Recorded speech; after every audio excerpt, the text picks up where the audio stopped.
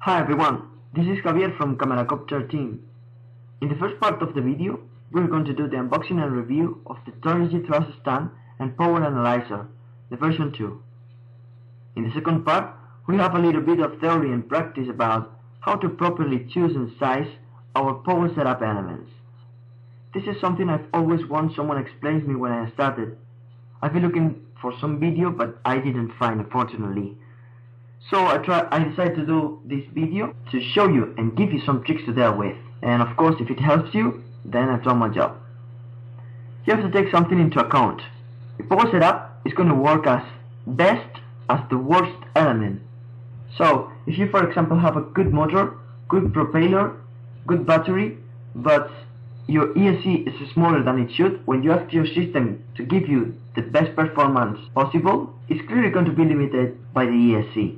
So the reason is that the propeller, motor, ESC and battery works in a serial configuration. So just having a single element chosen properly is going to compromise how the whole system works.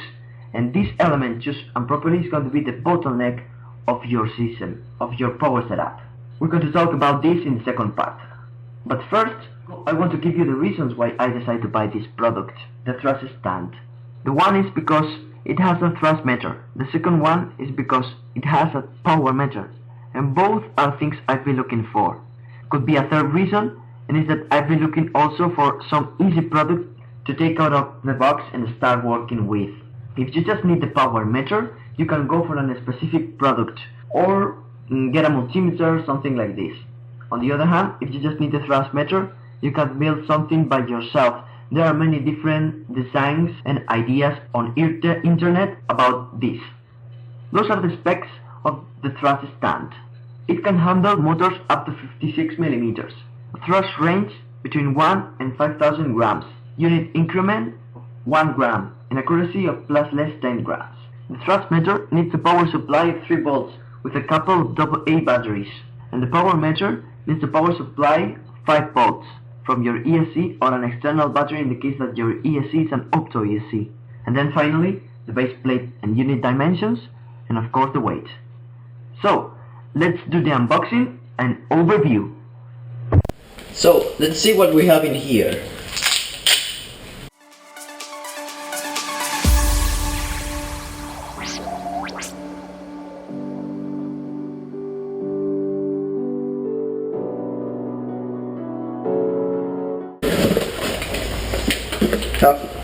Here,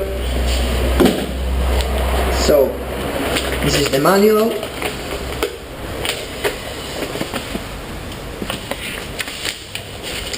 and here we go.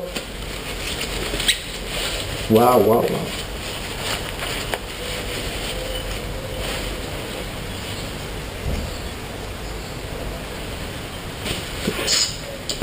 Here, it's smaller than I thought.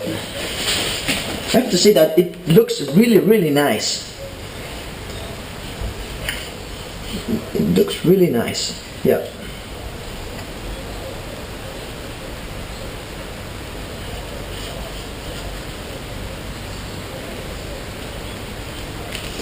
So that's it. Now we're gonna do the review of the product. In the front screen we have the power meter screen here and the thrust meter screen here. This is the potentiometer to change the throttle. And down here we have the on-off button, the mode button and the tare button.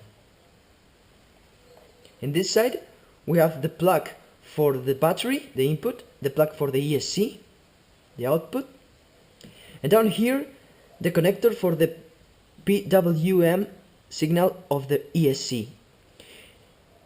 In the case that your ESC can supply 5 volts, that's enough with this connection here.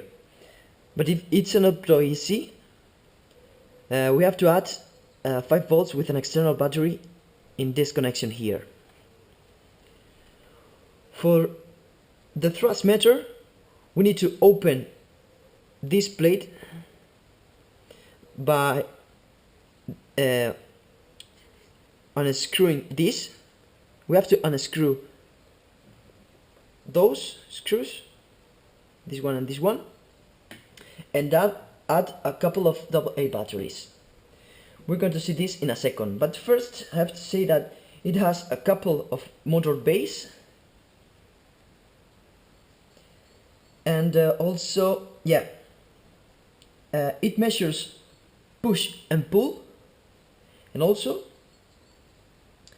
as far as I know, the motor base is placed in the middle of this base, so it measures the thrust more accurate, because it's measuring the thrust in the same point and not referred to some distance that would be the torque.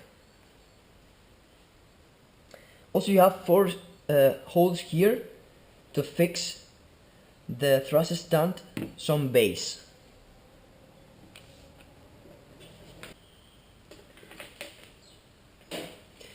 Now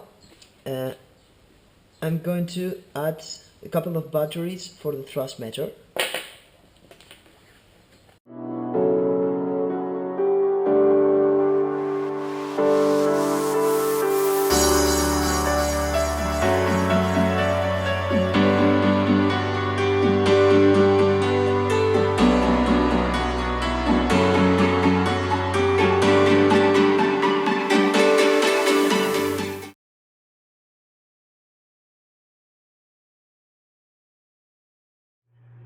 So, thanks for watching, have fun flying, and see you in the second part. Bye!